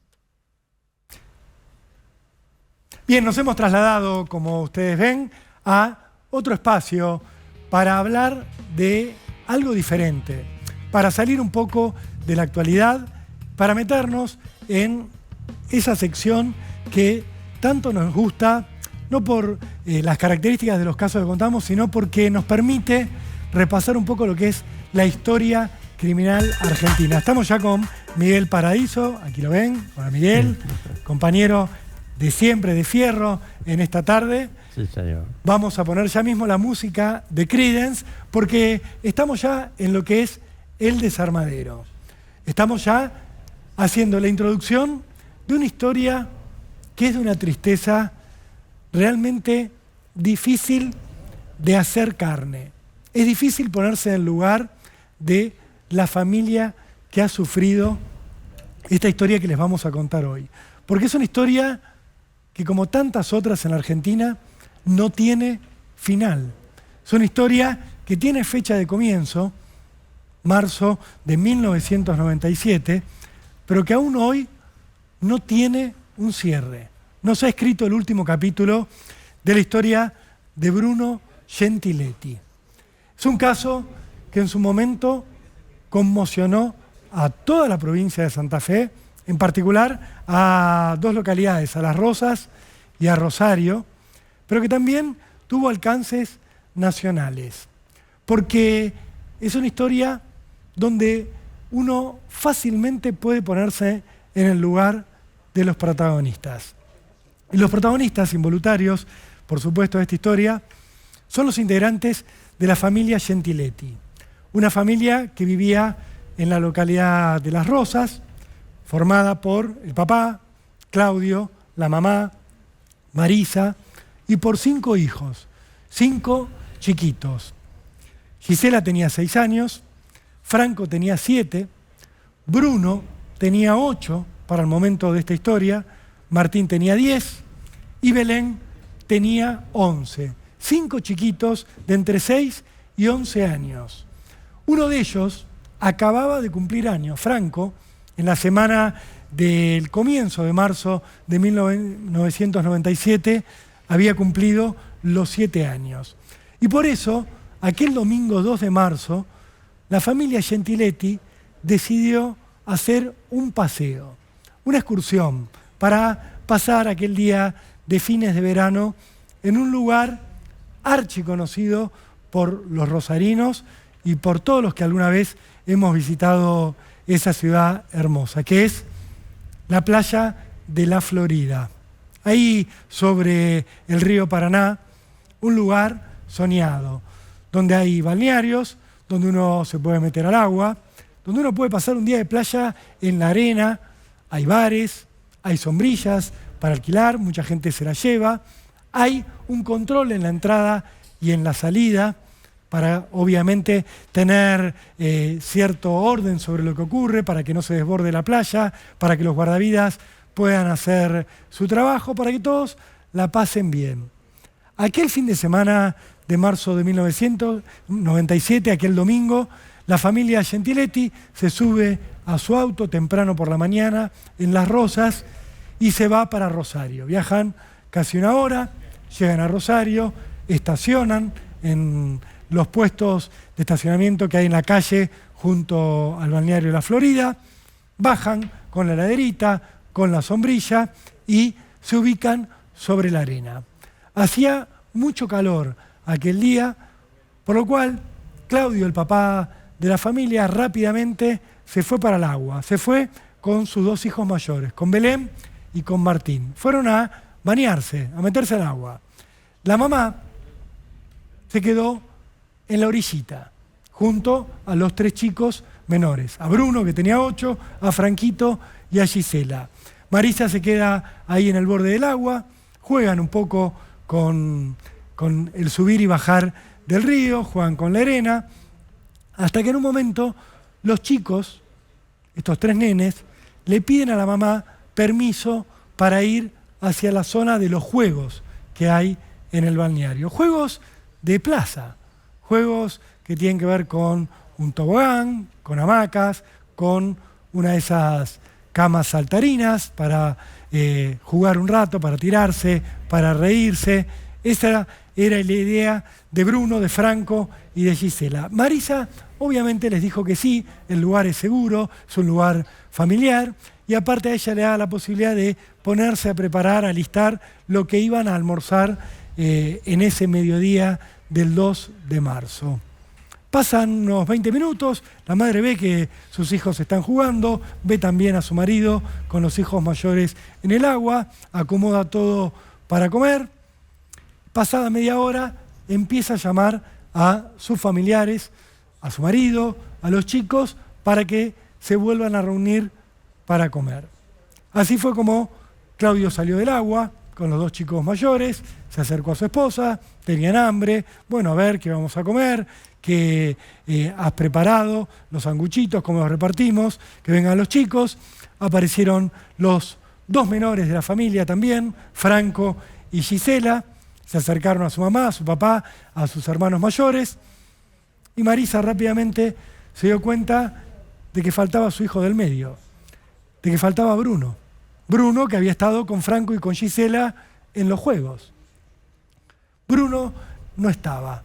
Y Marisa le pregunta a Franco y a Gisela, ¿dónde está Bruno? ¿Por qué no vino con ustedes? No, Bruno se quedó en el tobogán, le dicen los chicos a la mamá.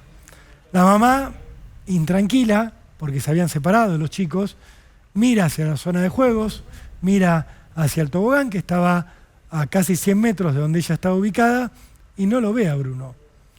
Y empieza a tener una inquietud lógica, la inquietud que cualquiera de nosotros tendríamos ante una situación similar.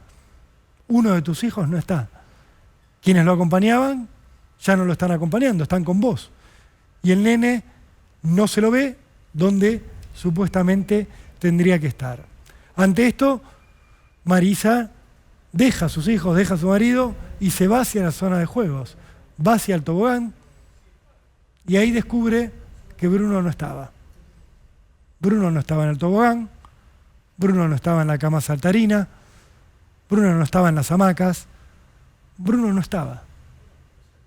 Parecía haberse desvanecido. Vuelve la mamá hacia donde estaba el resto de su familia, habla con su marido, habla con los chicos, todos se ponen a buscar a Bruno. Los más chiquitos decían, no, pero Bruno estaba en los juegos. No hay forma de que Bruno no esté ahí porque lo dejamos ahí. Él quería tirarse en el tobogán y estaba en el tobogán y nosotros nos vinimos y él se había ido para el tobogán. Se van todos hacia la zona de juegos y no lo encuentran.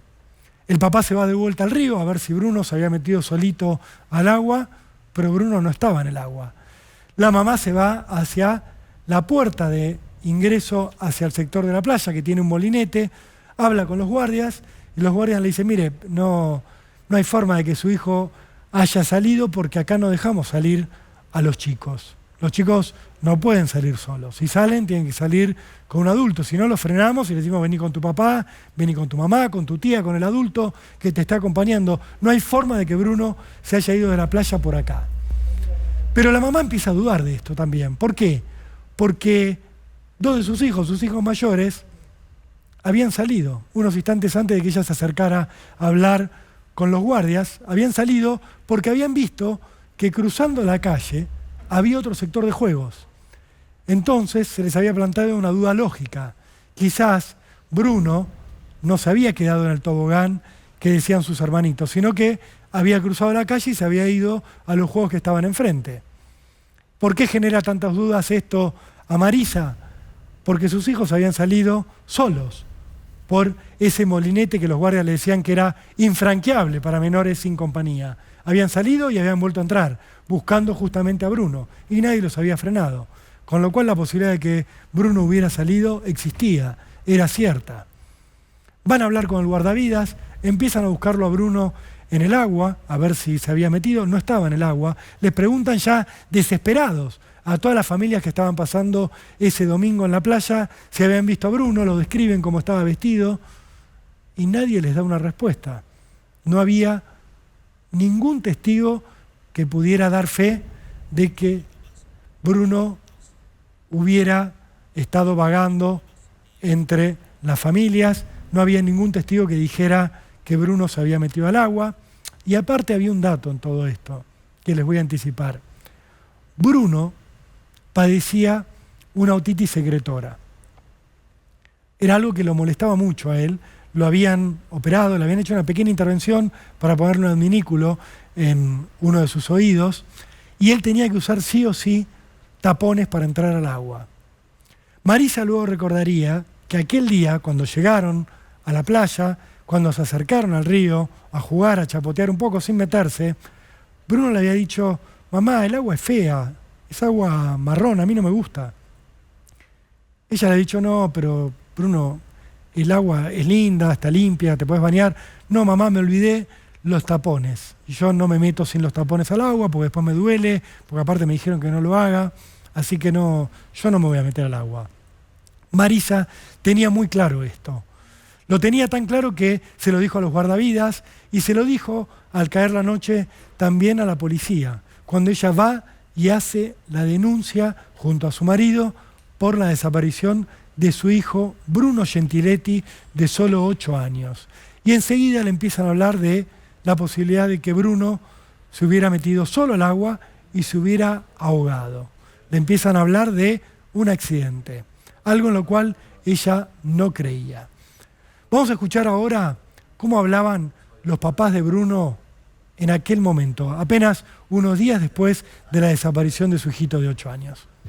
Bruno desaparece el 2 de marzo de este año. Bueno, un rato. ¿A la vista de ustedes desaparece? Nosotros estábamos más o menos del lugar donde él fue a jugar 50 metros. Él fue a jugar un tobogán. ¿Salió del agua? Salió del agua, le dijo a los hermanos que se iba al tobogán y más o menos a los 10 minutos que fuimos a buscarlo no estaba más ni estaba por ningún lado. Y no sabemos qué pasó. ¿Se lo buscó inmediatamente en el balneario? Sí, en el balneario se lo buscó inmediatamente, un balneario privado donde hay seguridad supuestamente, claro. Donde hay vallas, pero hay bañeros, nadie supo decirnos nada, nadie lo vio. Si algún día encontramos a Bruno, que estamos seguros que lo vamos a encontrar, va a ser porque la gente nos ayuda. Tenemos mucha colaboración de la gente, pero asimismo nosotros difundimos la cara de él para que la gente lo vea y si algún dato nos puede dar. Y otra cosa es que si alguna persona lo tiene porque se ha encariñado con él y no lo devuelve, o sea, es una otra hipótesis dentro de tantas, ¿no? Espero que sea así, porque si fuese eso, sabemos que Bruno está cuidado. Si fuese otra cosa, no lo sabemos. Yo lo único que le pido a esas personas que por favor nos devuelvan a nuestro hijo, porque Bruno tiene una historia, tiene hermanos y necesita crecer con nosotros. ¿Ustedes acá van a hacer gestiones también ante la Policía Federal? Nosotros ya hicimos gestiones ante la Policía Federal acá en Buenos Aires, hicimos en Interpol, hicimos migraciones en E6 y Policía Federal Retiro. Bueno, hemos hecho todo lo posible. Nosotros lamentablemente nos tuvimos que mover. El juez Vistoletti de la Ciudad de Rosario nos decía que todos los oficios estaban mandados, pero a un mes y medio... Pasaba el tiempo y llegábamos a la institución y no se enteraban de lo que había pasado. Nadie estaba enterado, la Policía Federal lo mismo y bueno, todo funciona de esta manera. Todo funciona de esta manera, decían Marisa y Claudio, que habían venido a la capital federal, los entrevistaba el gran Enríquez Drech, y lo que contaban, se los voy a resumir de esta manera. A ellos la justicia les dijo: quédense tranquilos, que todo el país está en alerta por Bruno, que no pueden sacarlo de la Argentina sin que alguien lo detecte.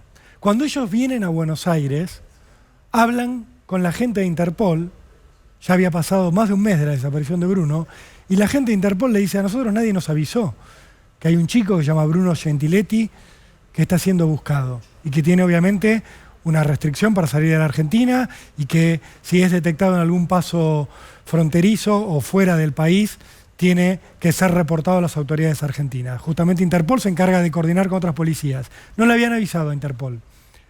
Se averigua desde el seno de la familia Gentiletti qué pasaba en Migraciones, porque querían saber si Migraciones estaba al tanto, porque si alguien trataba de sacar a Bruno de la Argentina, En Migraciones tenían que saberlo, para frenarlo. Por lo menos tener la foto de Bruno, para cotejarlo con la imagen de cualquier documento que se presentara, aún con otro nombre, de un nene compatible con Bruno, un nene de 8 años. Bueno, tampoco estaba enterada Migraciones. En el juzgado les habían dicho a los padres, sí, mandamos los oficios, están todos anoticiados. Las dependencias le dijeron, no, acá no llegaron. Después algunos le dijeron, no, en realidad llegaron, pero se traspapelaron. Lo cierto es que durante el mes posterior a la desaparición de Bruno, nadie lo buscó, salvo su familia, salvo los vecinos de Las Rosas, que fueron a la Florida, que fueron a Rosario, que lo buscaron, que preguntaron, que se metieron al río. Estuvo Prefectura buscándolo en el río, hubo pescadores buscándolo a Bruno en el río, amigos de la familia Gentiletti que ponían embarcaciones para buscarlo, a ver si había muerto ahogado, si aparecía el cuerpo. Porque si Bruno había muerto ahogado, el cuerpo tenía que aparecer, o del lado santafesino o del lado entrerriano. Río abajo, en algún momento tenía que aparecer el cuerpo del nene. Se había muerto ahogado accidentalmente, obviamente sin que mediara un asesinato. La familia sigue moviéndose y se da cuenta que no estaban bien reconstruidos los últimos pasos de Bruno. Porque, obviamente, en el momento en el que él desaparece, él estaba con 2 chicos muy chicos, sus hermanitos, Franco y Gisela, que tenían 6 y 7 años. Pero hacía falta que la justicia escuchara a los nenes en el lugar, que hiciera una reconstrucción. ¿A dónde fueron exactamente a jugar? ¿Dónde se pararon? ¿En qué momento ustedes se separaron de Bruno? ¿Dónde estaban ustedes cuando Bruno se aparta del grupo? ¿Bruno fue al tobogán? ¿Se podía subir al tobogán? Finalmente, por presión de la familia Gentiletti, el juez Edgardo Vistoletti va a hacer una reconstrucción en el lugar de los hechos y se va a encontrar con sorpresas. Con sorpresas como, por ejemplo, que los hermanitos de Bruno le van a contar que cuando Bruno va al tobogán, se le aparecen un hombre y una mujer, según lo que contaban los hermanitos, que le dijeron que el tobogán no se podía usar, que estaba prohibido, que tenía un problema.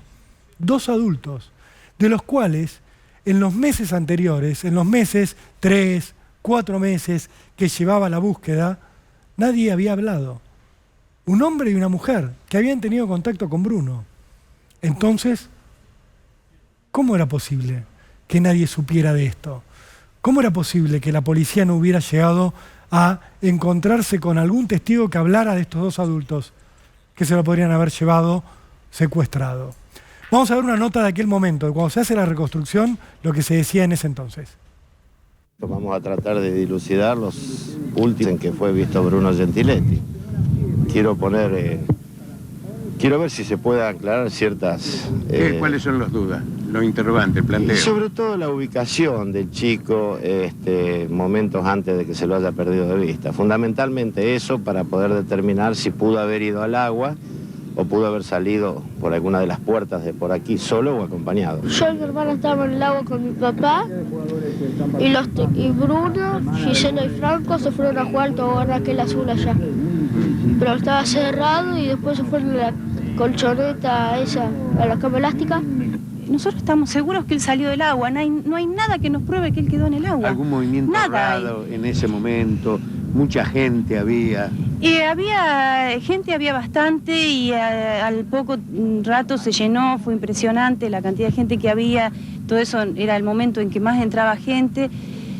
Y nosotros nos desesperamos buscando ahí adentro y bueno, pero no hubo nada raro, nadie vio nada raro, ¿no? ¿Se va a hacer alguna excavación o algo en el lecho? No, la excavación se hizo hace unos días atrás, con una retroexcavadora que han hecho un pozo muy grande, extremadamente grande, como para buscar petróleo, le diría yo, y con eso descartamos totalmente de que la criatura pueda haber estado en el famoso pozo. No hay modo, viendo bien los hechos como sucedieron, que le hubiera pasado algo en el agua, y eso es una cosa real. El juez cambió la actitud un poco a partir de la presión que nosotros hicimos, porque al principio era lo mismo que la policía.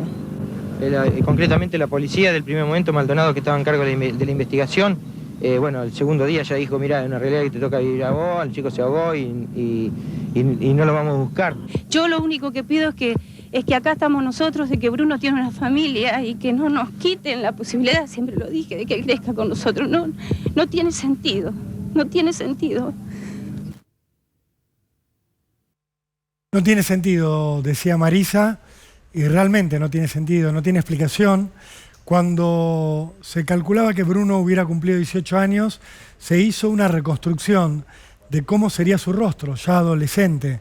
Se hizo con técnicas digitales, técnicas que usó el FBI. No hubo ningún resultado. Se difundió esta imagen y tampoco se lo pudo ubicar. Se volvió a hacer lo mismo cuando Bruno hubiera cumplido 33, 34 años. Tampoco hubo resultados con la difusión de esa imagen, de cómo sería la imagen hoy, actualizada, de Bruno Gentiletti. Se pidió ayuda de todas las formas posibles. En 2020 se creó un equipo especial para volver a investigar la desaparición de Bruno Gentiletti. Hasta ahora tampoco se ha conseguido ningún resultado. Se ha ofrecido una recompensa, de hecho todavía hoy se ofrece esta recompensa para quien tenga datos de quién es Bruno Gentiletti, de dónde está hoy Bruno Gentiletti. Puede llamar al 134, puede llamar al 911. La familia nunca dejó de buscarlo. Marisa se pasó todos estos años corriendo atrás de llamadas telefónicas, yendo a Tucumán, yendo a Mar del Plata, yendo a una punta del país, yendo a la otra, siguiendo un rastro que resultaba siempre ser un rastro falso, o por lo menos un rastro inconducente. Ahí lo que están viendo es la última publicación que hizo la mamá de Bruno Gentiletti. La hizo esta semana. Ahí cuenta que se ofrecen 5 millones de pesos para quien pueda dar algún dato sobre el paradero de Bruno Alberto Gentiletti, que hoy tendría 35 años. Tiene, no lo sabemos. La lucha de esta mamá no cesa, sigue abierta. Por eso es tan triste esta historia. Marisa ni siquiera tiene una respuesta. No sabe si su hijo está vivo o está muerto. No sabe si su hijo está en algún lado preguntándose quién es él verdaderamente, dónde están sus padres y dónde están esos 4 hermanos que todavía hoy lo buscan y lo extrañan. Vamos a ver el cuadro de Miguel Paradiso. Me voy a acercar. Miguel. Bueno, acá está. A ver qué has dibujado. Rodando, mira, hice a Bruno yendo hacia el tobogán de agua. Impactante, Miguel. Como siempre nos mostrás lo que no podemos ver. Bruno va solito al tobogán de agua. Exacto. Y ya nunca va a regresar. En una playa donde hay otras personas. Esto es lo que has dibujado, Miguel. Así es. Que como siempre nos mostrás lo que no podemos ver. Si quieren ver más de lo que hace Miguel Paradiso, vayan al Instagram de Miguel. Miguel Paradiso Arte. Allí está esta obra y todas las que hace cada sábado para Cámara del Crimen. Así es, Rolando, gracias. Gracias, Miguel. Por favor. Como siempre. Nosotros nos vamos a un corte. Ya volvemos con más Cámara del Crimen.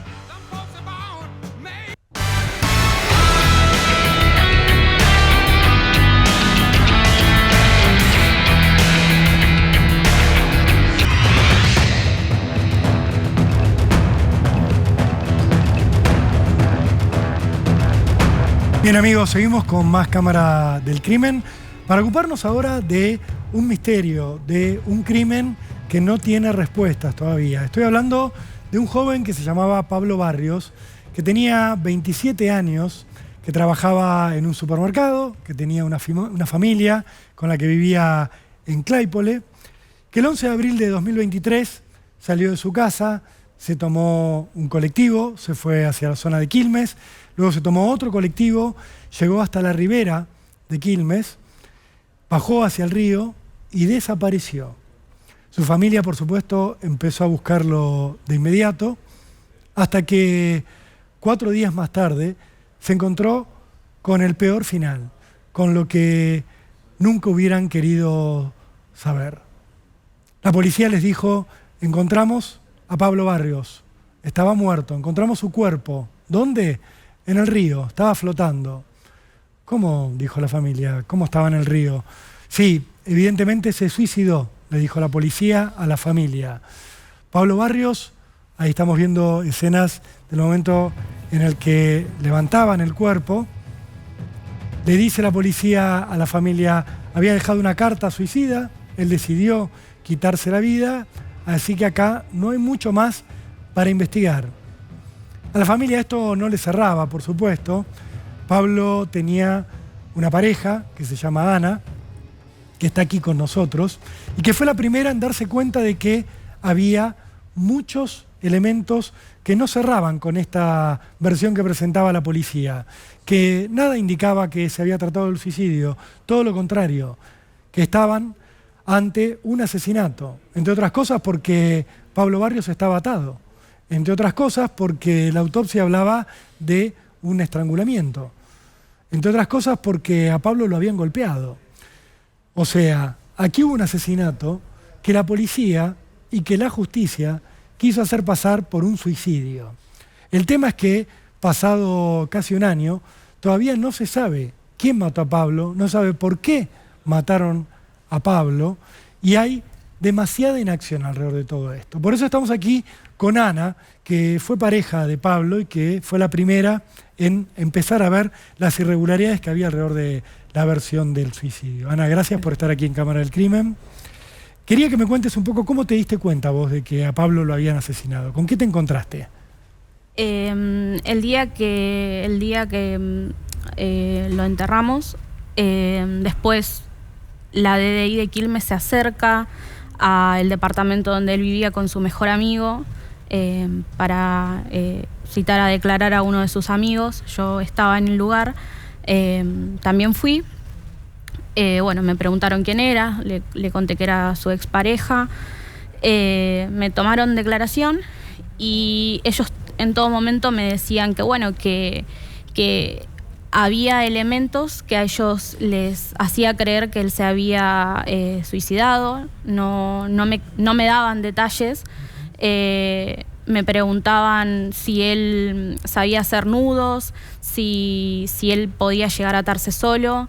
Llegó un momento en donde obviamente... ¿Atarse solo, Ana? En donde obviamente yo necesitaba que me dijeran algo más. Ellos me dicen que bueno, que él había dejado una carta y que daba indicios a como que él no quería vivir más. Y yo con toda certeza y conociéndolo como lo conocía, sabía que eso era imposible. A medida que me iban preguntando, les pedí que me dijeran la verdad, que yo necesitaba saber qué era lo que estaba pasando porque quizás en algo los podía ayudar. Y me dijeron que bueno, que ellos no terminaban de cerrar esto porque él tenía un golpe en la cabeza y que él estaba atado, pero me dijeron en un momento como bueno, después de 72 horas apareció en el río, y le digo, pero si me estás diciendo que se suicidó, ¿cómo me pueden decir que 72 horas después, cómo se tiró? O sea, no había lógica en lo que me estaban planteando. Y ahí empezó toda esta locura que no tiene fin, que ya el 12 de abril va a ser un año en donde no tenemos respuesta de la justicia, en donde desde el primer momento hemos salido a marchar, hemos estado en la fiscalía y solo la respuesta es que ellos no saben qué pasó porque Pablo era una persona muy reservada. Ahora, Pablo aparece atado, con golpes y asfixiado. ¿No se ahogó? No. ¿Cómo se pudo haber suicidado de esa manera? ¿Cómo se asfixió a sí mismo mientras se ataba? ¿O cómo se asfixió estando atado? No tiene ningún tipo de lógica esto. ¿Qué crees vos que es lo que pasó? La realidad es que yo, sabiendo quién era Pablo, era una persona que se cuidaba un montón, su círculo era muy cerrado. Estoy segura que él fue a encontrarse con alguien que él conocía. No sé, no iba a aparecer a la 1:30 de la mañana en el río porque necesitara pensar. La verdad es que hasta el momento la investigación está parada.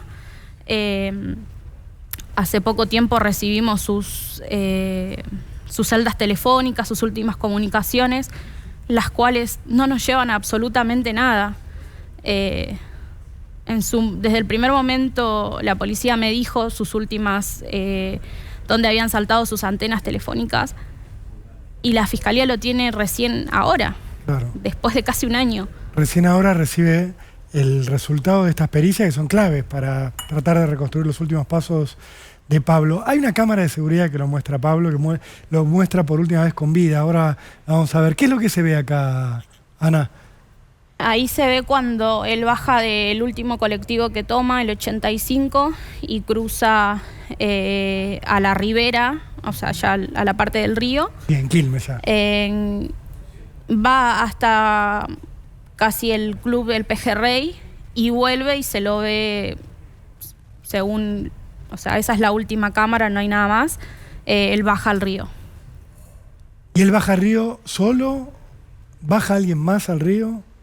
Esa es la última imagen que nosotros tenemos. No tenemos nada más. O sea, él baja solo hacia el río. Pero de la investigación que se ha hecho, si es que se ha investigado algo, ¿se ve más gente yendo hacia el río en un horario compatible con el momento en el que él llega a la ribera? Se ve en dos oportunidades a dos masculinos que ingresan al río y después salen alrededor de las 4 o 5 de la mañana con un carrito y un bulto, y hay uno de los escritos donde relatan lo que se ven en las cámaras, que dicen que bueno, que les costaba maniobrar ese carrito, pero no hay nada más en lo que son las cámaras. ¿Y se los identificó estos hombres? Se los identificó, se los allanó, el allanamiento no arrojó a nada, pero bueno, quedó en eso. Después el resto de las cámaras de seguridad las seguimos esperando, no están. La DDI manda un escrito a la Fiscalía diciendo que fueron a buscar al COM las cámaras de seguridad y que se les comentó que ya no estaban porque la comisaría primera de Quilmes se llevó una copia y como el archivo era tan pesado, ellos lo borraron. ¿La comisaría primera no lo tenía? Es lo que hay en el expediente y nunca hay respuestas a las preguntas que uno hace. Porque parece como un encubrimiento esto, Ana, por parte de la policía, o por parte de algunos policías que hayan interesado en el caso de Pablo Barrios para tapar huellas. Uno se pregunta ¿de qué? ¿Pablo tenía enemigos? ¿Tenía algún conflicto? No, él tenía una vida muy tranquila. Su rutina era ir todos los días a trabajar, frecuentar a sus amigos con los que jugaba la pelota, o todos los fines de semana él cumplía servicio scout. Es más, el sábado que él no aparece a la actividad, a los compañeros se le hace raro porque él nunca faltó en años. Pero bueno, no hay respuestas a todo lo que uno pregunta, sino desde mi parte puedo hablar, el hecho de que a mí la fiscal me cuestiona, la doctora Karina Gallo. ¿Qué te cuestionaba? ¿Cómo? ¿Qué te cuestionaba? Ella me cuestiona el hecho de que yo soy la expareja y considera que no tengo derecho alguno a reclamarle justicia, y que en varias oportunidades me ha planteado el hecho de por qué nosotros marchamos o por qué, bueno, salimos en los medios de comunicación. Yo creo que si la fiscal considera que ella no puede llevar una causa de estas características, debería retirarse, dar un paso al costado. Por supuesto, porque ustedes requieren y se merecen muchas explicaciones sobre lo que pasó. Alguien les tiene que decir quién mató a Pablo, porque esto claramente es un homicidio. ¿Por lo menos está calificado ya como homicidio en el expediente? No. ¿O sigue como averiguación causales de muerte? Exactamente. Nosotros intentamos también comunicarnos con el municipio, que se cansó de prometernos respuestas, de que cada vez que yo saliera en la tele llamarnos y decirnos que estaban de nuestro lado y que nos iban a ayudar. ¿El municipio de Quilmes? De Quilmes. ¿Qué área? Asistencia a la víctima. Ajá. Y se comunicó el secretario del secretario de Seguridad, prometiéndonos que nos iban a ayudar, y esto era cada vez que nosotros salíamos en los medios. Nunca pasó, el municipio de Mayra Mendoza jamás apareció a ayudarnos en esto. ¿Nunca les dio ningún tipo de respuesta? No. Lo último que te quiero preguntar, Ana, ¿vos tenés idea de qué pudo haber ido a hacer Pablo a esta zona de Quilmes? ¿Qué buscaba? Pensando en tratar de desentrañar un poco lo que pasó, No hay nada más en esta pregunta que eso. La verdad es que no, lo único que, como ya les comenté, sé que fue a encontrarse con alguien que conocía. Él no tenía ningún tipo de conflicto, o creo que se los hubiera hecho saber a sus personas más cercanas. Pero la verdad, qué fue a hacer puntualmente no lo sé, y es lo que necesitamos saber. La familia necesita respuestas. Necesitamos todos poder mirar para atrás y, aunque sea, sentir un poco de paz, que es lo que no tenemos ya hace casi un año, y necesitamos que la justicia resuelva. Ana, muchísimas gracias por haber estado aquí en Cámara del Crimen. Te acompañaremos. Esperemos que la fiscal Karina Gallo, la Municipalidad de Quilmes se muevan y les den respuesta. Muchísimas gracias a ustedes. Vamos a cambiar de tema nosotros, porque tenemos que hablar de una denuncia que se conoció esta semana y que tiene que ver con personas de alto perfil. No es la primera vez en Cámara del Crimen que nos ocupamos de esto. ¿De qué? De futbolistas profesionales de primera división que aparecen sospechados, denunciados por delitos sexuales o delitos de violencia de género. En este caso estamos hablando de 4 integrantes del plantel profesional de Vélez Sarsfield, un equipo que viajó el fin de semana pasado a Tucumán a jugar contra el Atlético de Tucumán, empataron 0-0, y después de eso comenzó una secuencia en la cual una joven periodista de 24 años termina denunciando a 4 de ellos por violación grupal, por un ataque sexual que habría ocurrido en la habitación de un hotel, protagonizado por 4 de ellos, con Sebastián Sosa, el arquero del equipo, a la cabeza. Pero también en la denuncia está señalado Brian Cufré, está señalado José Ignacio Florentín y también está señalado Abiel Osorio. ¿Qué dice la denuncia de esta joven? Que el plantel estaba arriba del micro que lo iba a trasladar de la cancha de Atlético Tucumán hacia el hotel donde iban a pasar la noche, el Hotel Hilton. Que ella estaba trabajando ahí, tiene 24 años esta colega, y trata de acercarse a los futbolistas. Y en ese tratar de acercarse, toma contacto visual con el arquero de Vélez, con Sebastián Sosa, que estaba en el micro. Desde ahí empiezan a hacerse gestos, Sebastián Sosa le hace una serie de gesticulaciones y repentinamente, cuenta esta joven, Sebastián Sosa le escribe a su cuenta personal de Instagram. Desde la cuenta del arquero le llega a esta chica un mensaje donde Sebastián Sosa le dice: hola, soy Seba. Ella se sorprende ante esto. Ahora vamos a ir repasando los chats. Pero la sorpresa de esta joven, antes que nada, es cómo él logra en tan poco tiempo identificarla y llegar hasta su cuenta de Instagram para escribirle. En el entorno de la joven creen que era como una suerte de costumbre esto de Sebastián Sosa, de hacer este tipo de contactos por Instagram para contactar mujeres. En ese diálogo que empieza a darse a través de Instagram, Sebastián Sosa le escribe a esta joven que él, por supuesto, es el hombre al que había estado mirando y la va a invitar a que lo visite en el Hotel Hilton. Empezamos a repasar los chats de Sebastián Sosa, donde él la saluda, le dice: hola, soy Seba. Ella se sorprende, por supuesto, ante esta comunicación y le dice: ¿te venís al hotel y tomamos algo acá? Le dice el arquero de Vélez.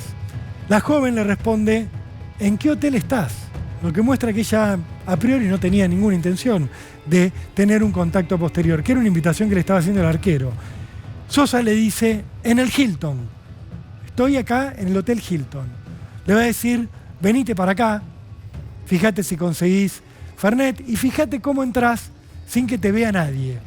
Ella entonces le va a decir: paso por el casino, o sea, entro al hotel por un lugar donde no voy a llamar la atención, que es el casino, que tiene libre acceso, no hace falta ser pasajero del hotel para ingresar al casino. Él le dice: mandate derecho a la 407, a su habitación. Ella le dice: bueno, voy para ahí. Él le va a responder: avísame cuando llegues, porque claro, quiere asegurarse de que nadie la vea. Te aviso que todo esté despejado, le dice Sebastián Sosa. Ella va a acordar entonces el ingreso, van a ser las 0:40 y lo que va a contar esta joven es que cuando llega a la habitación se va a encontrar con, ya vamos a ver la conversación que sigue después, se va a encontrar con Sebastián Sosa y con los otros 3 futbolistas que les nombrábamos antes, Osorio, Cufré y Florentín, que ahí van a beber cerveza, que le van a dar a ella Fernet, que le van a dar líquido de un termo en el cual ella cree que había alguna sustancia que la hizo sentir mal y que la llevó a recostarse en una cama, donde ella quedó prácticamente desvanecida. Cuando recuperó la conciencia, según la denuncia que ella iba a presentar después, se dio cuenta de que la estaban violando. Esto es lo que ella declara. Ella dice que estos 4 futbolistas se abusaron por turnos de ella y que después se fueron a jugar al casino y que ella, como pudo, se recuperó, 5:30 de la mañana, pidió un auto a través de una aplicación para irse a su casa y luego le escribió a Sebastián Sosa recriminándole lo que había pasado, lo que había hecho. Le dice: Sosa, como respuesta a este reclamo, pasaste un buen momento y listo, no te amargues. Le dice él como diciendo, acá no pasó nada. Ella le está diciendo, me violaron. Y él le está respondiendo, fue un buen momento, fue algo lindo. Lo que hicieron ayer fue muy fuerte, le dice esta joven periodista que no vamos a identificar. Esto es prueba clave, porque muestra que hubo un contacto entre los dos. Ella dice, acá hubo una violación y acá hay pruebas para la justicia de que ella se dio cuenta de esto y se lo recriminaba. Eso no se le hace a ninguna mujer, le dice esta joven a Sebastián Sosa. Yo no me lo merecía. Le está planteando que ella sufrió un ataque, que hubo relaciones sexuales no consentidas y que él debió haberla protegido, debió haberla cuidado y obviamente evitado que ocurriera esta situación. La justicia de Tucumán en este momento está peritando esto para obviamente constatar la realidad, está haciendo otras pericias sobre las cámaras de seguridad del Hilton, sobre el cuerpo de esta joven, por supuesto, y con todo esto se espera que en las próximas horas haya una definición judicial. Lo que vamos a hacer ahora es decirles que hemos cerrado otra edición de Cámara del Crimen, ya no tenemos tiempo para más, le mandamos por supuesto un saludo grande a Ricardo Canaletti, a quien hemos extrañado, ya el sábado que viene estará con nosotros. Vamos a mandarle también un saludo a la familia de Palma, que siempre nos provee de los códigos de Hammurabi. Y yo en lo personal les digo muchas gracias por haber estado aquí con nosotros en Cámara del Crimen. El sábado que viene nos reencontramos. Chau, hasta el sábado.